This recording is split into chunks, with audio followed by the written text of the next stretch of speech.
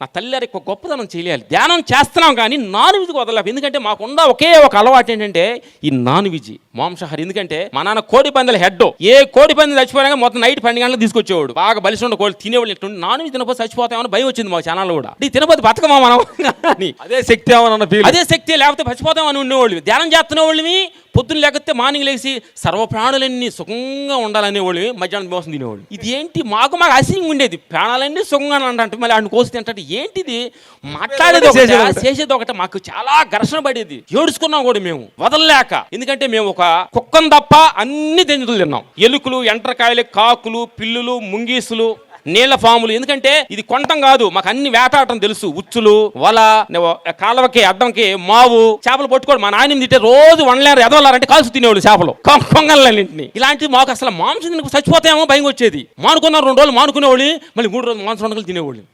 ఏం చేయాలి, ఇది ఒక్కటి బాగాలేకపోతుంది. ధ్యానం చేస్తున్నాం, కూరుతుంది, అన్నీ బాగానే ఉండి ఏం చేయాలో మాకు అర్థం కాలేదు. అప్పుడు మాకు ఒక గొప్ప సన్నివేశం. ఎందుకంటే మన వల్ల కానప్పుడు, మనం ఏదైనా చేయలేనప్పుడు చేసేవాళ్ళ దగ్గర శరణాగతి అవ్వాలి అనే సత్యాన్ని మేము తెలుసుకున్నాం. మా కర్తాల్లో పొలం ల్యాండ్ ఉంది. అక్కడ ఆ ల్యాండ్ దగ్గరికి కొండల మధ్యలో ఇప్పుడే ల్యాండ్ కొనాలని ఇంట్రెస్ట్ ఉండేది మాకు. ధ్యానం చేయాలని కొండల మధ్య ల్యాండ్ కొంటే వెళ్తున్నప్పుడు పిరమిడ్ అనేది కనిపించింది ఎత్తుగా. అక్కడ మా వాచ్మెన్ అడిగాం, పొలమాన్ని ఏం ఎత్తుగా ఉంది, ఏంటి సార్ అదని. పిరమిడ్ సార్ అది.